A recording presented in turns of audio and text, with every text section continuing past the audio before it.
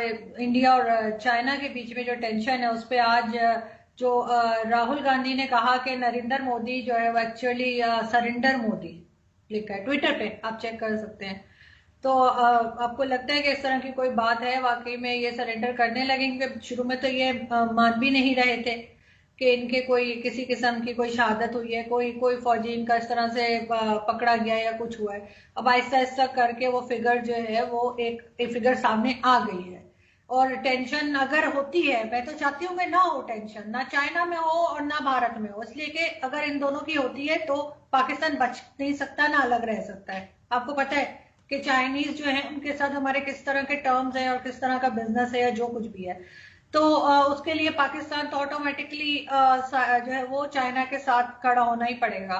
तो आपको लग रहा है कि कुछ टेंशन इनकी डिफ्यूज हो सकती है, कोई तरीका है, या ये बढ़ती हुई नजर आ रही है? देखें, पहली बात तो ये कह रहे हैं इंडिया की आज की सिचुएशन ये है कि जितना हिस्सा इंडिया का है वो टोटल इंडिया के कंट्रोल में, नंबर वन। एक इंच भी चाइनीज के कब्जे में नहीं है।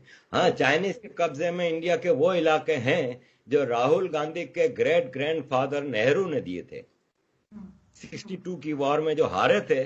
तो surrender Singh is Congress, surrender Singh is Nehru and the clan, इसमें कोई दो राय नहीं। इन्होंने हमेशा सरेंडर किया है, इन्होंने पाकिस्तान के आगे सरेंडर किया है।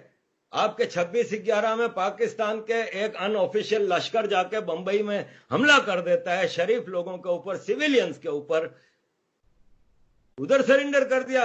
मनमोहन सिंह साहब ने कह दिया हम क्रिकेट नहीं खेलेंगे। मोदी जी होते तो बताते। अब इस तरफ आते हैं, चाइना की तरफ। देखें, पहली बात तो ये है कि मोदी ने झूठ बोला, पहले नहीं बताया कि हमारे बंदे गिरफ्तार हैं। अब चाइना ने ऐलान किया कि हमने 10 फौजी इंडिया के छोड़े, पहले नहीं बताया कि इन्वेजन किया था। तो मुझे ये बता दें कि एक जंग, हालत जंग है, उसमें आप क्या एक्सपेक्ट करते हैं कि एक फौज का जो सरबराह है नरेंद्र सिंह मोदी, वो आपको मैदान जंग की एक एक डिटेल बताएगा? राहुल को बताएगा, राजदीप सरदेसाई को बताएगा, वो बरखा जो माइक लेके वहां पे पहुंची हुई है उसको बताएगा? इंडिया का वो जो लीडर, जो जंग इस वक्त हालत जंग है, क्या आज तक हिस्ट्री में आपने सुना है कि जंग के दौरान लीडर दुनिया को बता रहा है कि मेरे अगले स्टेप क्या है, मेरे इतने फौजी उन्होंने कब्जे किए हैं? बेवकूफी की बातें। तो राहुल की बातों का बुरा नाम मनाया करें। राहुल के साथ बड़े मसले हैं, राहुल के साथ बड़ी ज्यादतियां हुई हैं जिंदगी में। और मैं इसकी बातों का इसलिए बुरा नहीं मनाता कि मेंटली अनस्टेबल, एक मिनट में आगे आ रहा हूं फिर आप पूछिएगा, अनस्टेबल पर्सन है ये। रहा सवाल कि चाइना इंडिया के दरमियान हुआ क्या था, वो ये था कि ये जो वुहान वायरस है, इसका चाइना ने सोचा था कि अब ये गिलास अगर मैं पी रहा होता ना तो पाकिस्तानी कहते वाइन पी रहा है, लेकिन आप पी रही है तो रूह अफ़ज़ा है, आरजू पी रही है तो रूह अफ़ज़ा है, लेकिन मैं अगर पी रहा होता तो पाकिस्तानी लगा रहे होते कि ये देखो आरिफ हजा क्या को रॉ वालों ने लेटेस्ट वाइन। एनीवे, चाइना है ना, वुहान वायरस के बाद चाइना को ये लगा कि वुहान को हमने कंट्रोल कर लिया है, बीजिंग तक भी नहीं जाने दिया, दुनिया का बाजा बज गया है। चाइना ने अपनी फैक्ट्रियां शुरू कर दी, मेडिकल इक्विपमेंट गए दुनिया में, कंज्यूमर ट्रस्ट खराब हुआ क्योंकि डिफेक्टिव माल, पाकिस्तान में अंडर गारमेंट्स वाले मास्क भेज दिए, और चूंकि चाइना मालिक ने भेजे थे तो फौज ने कहा पहनो, ठीक है, डिफेक्टिव माल भेजा, कंज्यूमर ट्रस्ट टूटा। China was looking for a war. China, आपको याद होगा एक कंट्री होता था दुनिया में यूएसएसआर, वो यूएसएसआर में मेजर कंपोनेंट वाज रशिया, लेकिन इन्होंने ताजिकिस्तान, उज्बेकिस्तान, कितनी जगहों पे कब्जा किया हुआ था, वो आर्टिफिशियल अलायंस टूटा। यही चाइना है। ये चाइना में उगर प्रोविंस जो है वो एक्चुअली ईस्ट तुर्किस्तान है, वो पार्ट ऑफ ओटोमन एम्पायर, ये कब्जे में है। तिब्बत 1949 तक हिस्टोरिकली हमेशा आजाद कंट्री रहा है। यूएन में चाइना की मेंबरशिप मुअत्तल हुई थी क्योंकि तिब्बत पे कब्जा किया था। हांगकांग को 97 में इंटरनेशनल एग्रीमेंट के तहत ऑटोनॉमी हासिल थी, वहां चाइनी फौज ने कब्जा किया हुआ है। मकाओ को भी आजादी मिली थी, ऑटोनॉमी मिली थी। आज मकाओ जम हो चुका है चाइना में। अब चाइना कहता है लद्दाख भी मैं ले लूं। China was looking for a war to divert the world attention. एक तो उसकी अपनी जो प्रोडक्ट्स जमाए उसको रखने की जगह नहीं दुनिया में, अब खरीदार नहीं है चाइना का। सही। चाइना के सामान के खरीदार नहीं, उनकी इकोनॉमी का बाजा बच गया है, उनका बेड़ा गर्क हो गया, घर घर में इंडस्ट्री है वो सब बंद पड़ी है क्योंकि माल रखने की जगह नहीं है। तो चाइना ने इन्वेजन किया इंडिया के एरिया में। कहां पे? लद्दाख के पास एक दरिया है गलवान वादी में, उस दरिया के उस तरफ चाइना है, लाइन ऑफ एक्चुअल कंट्रोल, और इस तरफ इंडिया है। चाइना ने दरिया के किनारे तक पहाड़ में पूरे कंस्ट्रक्शन की हुई है, अपनी पॉकेट्स बनाई है, हाईवेज बनाए हैं, सप्लाई के रूट। इंडिया ने नहीं किया था आज तक।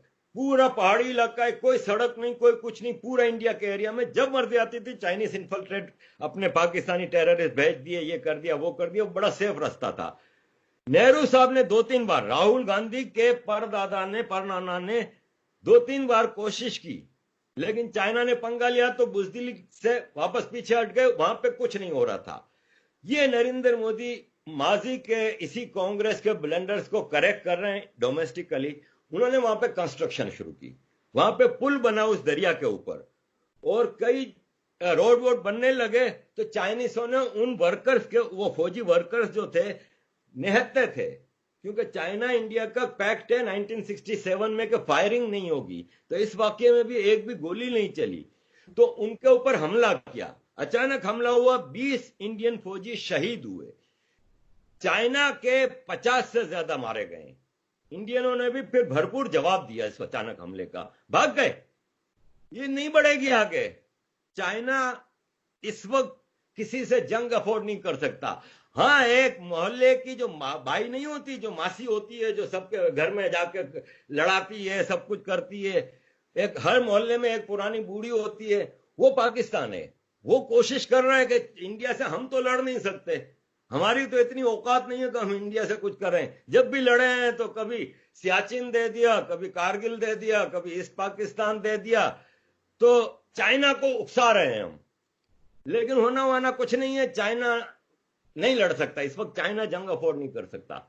लेकिन सर उनके तो अपने कुछ पॉलिटिशियंस हैं जिनकी ऑडियो क्लिप जो है वो भी कहीं से रिलीज हुआ है, जिसमें वो कह रहे हैं कि जो कारगिल है वो पाकिस्तान को दे देना चाहिए और लद्दाख जो है वो चाइनीज को दे देना चाहिए। लेकिन चाइना की पहले से भी सुनने में आ रहा है कि कुछ टेंशन चल रही थी इंडिया के साथ, ये पाकिस्तान उसको कर रहा है, मैंने ऐसा कुछ नहीं सुना। लेकिन ये कि हाँ पाकिस्तान साथ हो सकता है, जरूर दे रहा हो, क्योंकि चाइनीज कि तो हमारे माई बाप है ना, चाइनीज के आगे तो हम बोलते नहीं है। लेकिन जो टेंशन थी चाइना के बॉर्डर के ऊपर वो पहले से चल रही थी इंडिया की। और ये अभी आपको क्या लग रहा है, 1 हफ्ता लगेगा, 2 हफ्ते लगेंगे? अभी 23 को कोई मीटिंग भी सुना है ना कि हो रही है रशिया में, के कहाँ पे इन लोगों की, तो वो आपको लग रहा है कि कुछ प्रोसेस हो सकेगा, कोई पीस प्रोसेस हो सकेगा, कुछ आराम से बैठेंगे दोनों? जहां तक मैं as an student of these affairs ये समझता हूं कि ये मामला खत्म हो गया है, ठीक है। अब ये आगे क्लैश नहीं होगा। क्यों? कि चाइना ने, एक होता है ना कि आप टेम्परेचर नोट करने के लिए एक छोटा सा काम कर लेते हैं तो देखने के लिए कि क्या रिएक्शन आएगा। तो रिएक्शन फ्री वर्ल्ड का ये आया कि सब ने कहा कि वी स्टैंड विथ इंडिया, और सिवाय पाकिस्तान के कोई भी चाइना के साथ नहीं खड़ा। चाइना का मैं पिछले कई वीडियोस में बता चुका हूं कि चाइना इंटरनेशनल ऑर्गेनाइजेशंस में ओआईसी वोट और दूसरे वोट्स के जरिए, जो छोटे कंट्रीज के वोट होते हैं, वहां पे अब तक चल रहा था। लेकिन अभी इंटरनेशनल ऑर्गेनाइजेशंस का भी रिफॉर्म्स का वक्त आ गया है। ये वायरस का तो अब इश्यू तकरीबन खत्म होता जा रहा है। वायरस खत्म होगा तो दुनिया चाइना को कंटेन करेगी। यहां पे ये मसला है कि पाकिस्तान में नहीं कह रहा कि पाकिस्तान के कहने पे चाइना कुछ कर रहा है। जाहिर है चाइना किसी के डिक्टेशन पे थोड़ी चलता है। मासी मुसीबतें वाली बात कि पीछे से ये चीजें करनी, वो एक अलग चीज है। खासतौर पे अभी तो वो पाकिस्तान खूब पेट्रोल छिड़क रहा है, ठीक है।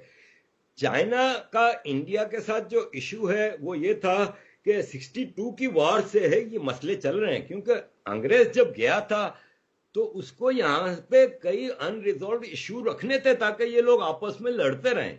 चाइना की बॉर्डर के साथ कई रीजनल इश्यूज हैं जो कि कंट्रोवर्शियल हैं, जो चाइना इंडिया की कमजोर गवर्नमेंट्स की पॉलिसीज की वजह से उनको अपना कब्जा कंट्रोल में रखा।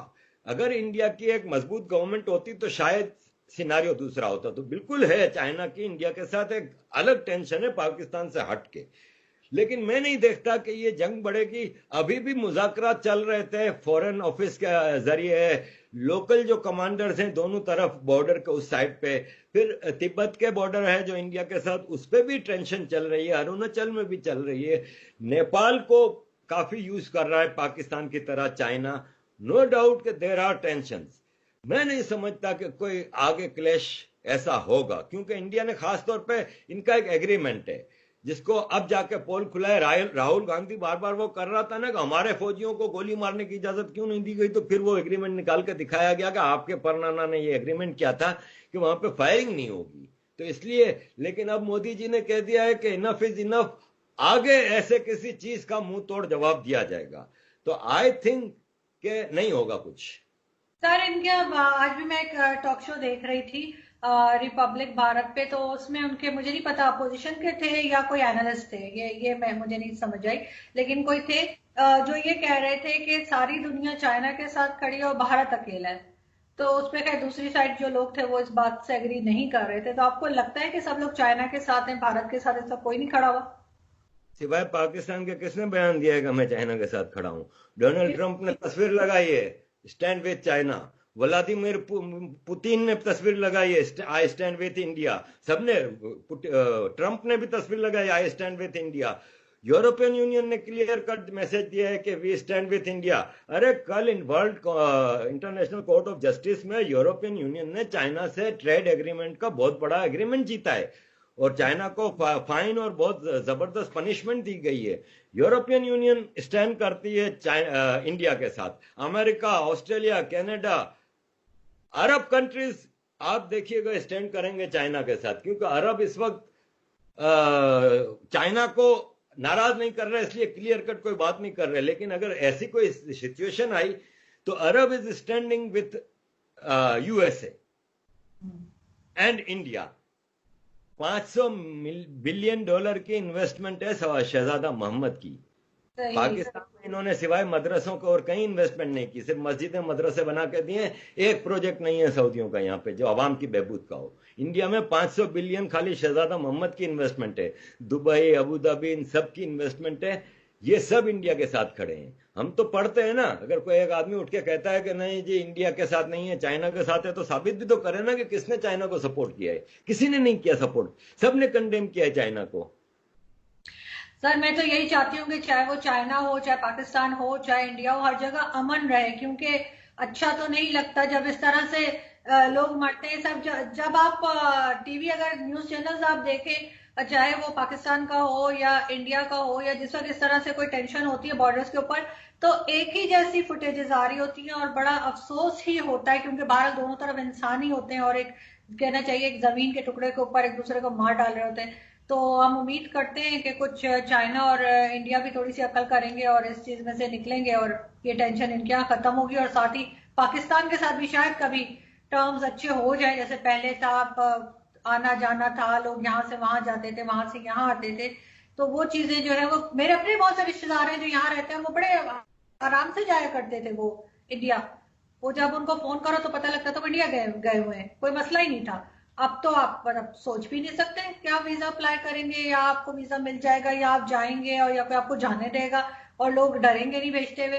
अब तो अजीब सा माहौल हो गया है। तो कुछ उम्मीद है आपको आगे के कुछ बेहतर होगा? देखिए, हम सऊदी अरब में जब मैं जॉब करता था तो हम साल में छुट्टी मनाने पाकिस्तान आते थे 1 महीने की, तो हम 1 हफ्ते के लिए बंबई चले जाते थे दोस्त लोग।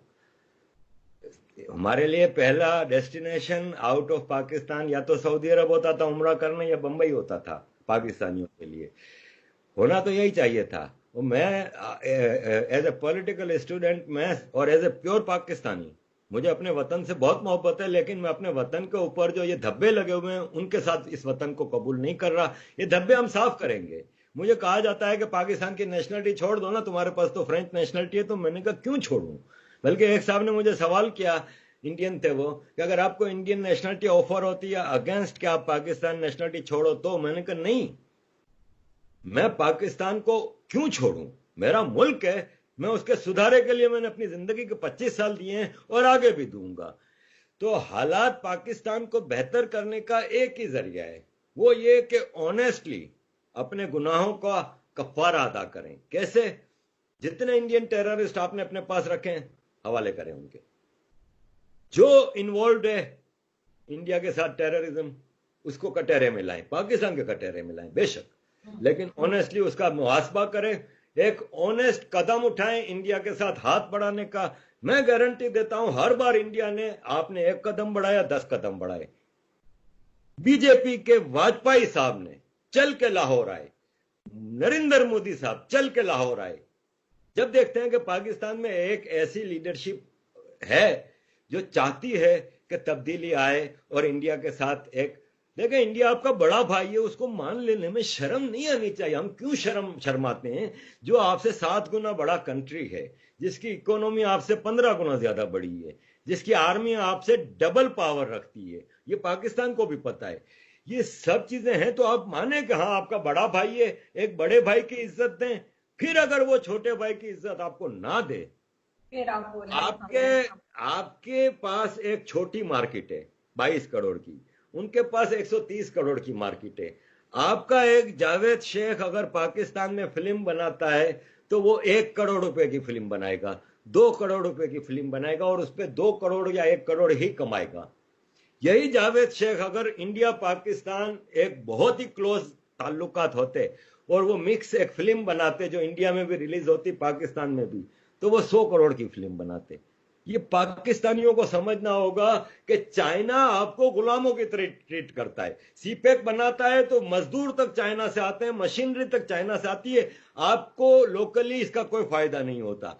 इंडिया ने राहत अली फतेह अली खान को हमेशा उसका जायज हक दिया, आतिफ असलम को दिया, आपकी सबा कमर लेके जाते रहे ये लोग, ये गुडविल गेस्चर्स थे, इन्होंने मौके दिए। लेकिन होता यह है कि फिर हम छुरा मारते हैं पीठ में। हम किसी तौर पे डिनाई कर ही नहीं सकते कि अजमल कसब और उसकी टीम पाकिस्तानी नहीं थे। कई जनरल्स ने किताबों में कहा है, इंटरव्यूज में कहा है, रिकॉर्ड है। तो जब वाजपेयी साहब चल के आए थे आपके पास, समझौता एक्सप्रेस शुरू हुआ था, सब कुछ था, हर चीज अच्छी जा रही थी, आपके खिलाड़ी आईपीएल में करोड़ों रुपए में बिके थे, सलमान बट, शाहिद अफरीदी, सोहेल तनवीर। क्या जरूरत थी आपको ये करने की? क्यों कर रहे हैं आप ये है मसला इस आर्मी का कि अगर इंडिया से अच्छे ताल्लुकात हो जाएंगे तो फिर आपको इस आर्मी की जरूरत कहां रहेगी? भाई आपके घर में एक चौकीदार है, उसकी नौकरी खतरे में है तो वो तो रोज घर में डाके डलवाएगा। रोज आपके घर में एक डाकू आएगा और वो झूठी एक लड़ाई होगी और वो और आपको डरा के वो कहेगा और पैसा दो। घर के फैसले तो चौकीदार कर रहा है। तो मुश्किल है इंडिया के साथ मामला तय होना। मुझे नहीं लगता कि पाकिस्तान आएगी, क्योंकि सर जब तक कश्मीर भी हल नहीं होता तो ये चीज तो चलती ही रहेगी, क्योंकि वो छोटे मसला हल हो जाएगा। Okay, Gilgit Baltistan is not Pakistan. 1948 का रेजोल्यूशन यूएन का कहता है कि मामे का पुत्र है ना जो पाकिस्तान, वो पहले सब गिलगित बल्तिस्तान पीओके से निकल जाए, पूरा एक पाकिस्तानी नहीं चाहिए। यूएन रिजोल्यूशन है जिसको उठा के पाकिस्तान में घूमे जाते हैं, एक पाकिस्तानी नहीं चाहिए। फिर इंडियन वहां पे रेफरेंडम कराएंगे। इंडियन मींस के वो इंडिया का इलाका है तो इंडियन रेफरेंस कराएंगे ना, रेफरेंडम कराएंगे, वरना तो वो कहते हैं यूएन की forces कराएंगी।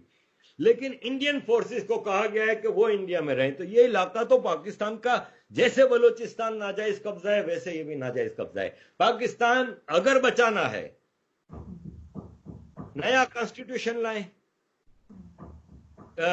Confederation of autonomous states, Sindh, Balochistan, जो अपने मामला खुद देखें जैसे अमेरिका की स्टेट्स देखती हैं।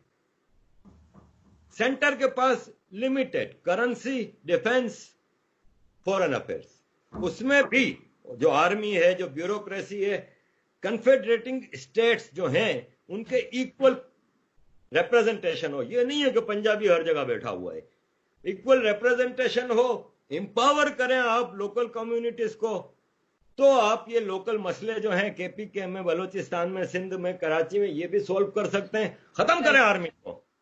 इंडिया के आगे यूं हाथ जोड़ के कहें कि हम माफी मांगते हैं, हमने आज तक ये सब किया। आपने दाऊद इब्राहिम को रखा है, आपने हाफिज सईद को रखा है, को कह रहे हैं आप तो सर, ये तो पॉसिबल नहीं ना, एक्सट्रीम है ना ये भी जो आप कह रहे हैं, वो भी तो बता रहे हैं। कर दे। आप पाकिस्तानी फौज है ना, वो आदत है उनकी, अमरीकियों के जूते पकड़ लेते हैं। ये इनको दरवाजों के अंदर, ये दरवाजे बंद दरवाजे में कह दें, ना कहें, चलें, अपने डीड से साबित करें, ठीक है, कि हमने ये गलत किया है। खर्चा करने की जरूरत ही नहीं, फौज की जरूरत क्यों है? अपने बड़े भाई से खतरा है, बड़े भाई को दुश्मन आपने बना के रखा हुआ है। आप एक कदम बढ़ाएं, वो भी एक कदम बढ़ाएं, मामला को खत्म करें। China is equal enemy Pakistan और इंडिया का। ये अगर पाकिस्तानियों की समझ में बात आ जाए, हम कहते हैं लद्दाख पे इंडिया का कब्जा है, उस पर हम मातम करते हैं 72 साल से, लेकिन हम खुशियां मनाते हैं कि लद्दाख पे चाइना का कब्जा है।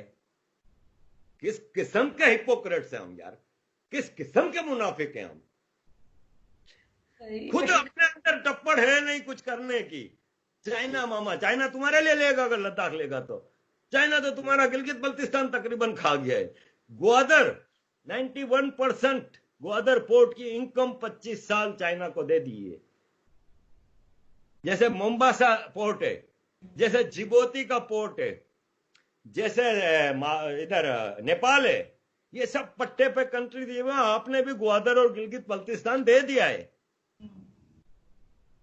ये तो है सर, गवादर को तो बिल्कुल आप सही कह रहे हैं, गवादर तो ऑलमोस्ट दे दिया है चाइनीज को। बहुत शुक्रिया सर कि आपने ज्वाइन किया, थैंक यू सो मच। बड़ा अच्छा लगा आपसे बात करके, और अपना बहुत ख्याल रखिएगा, फिर मिलते हैं। Thank you sir.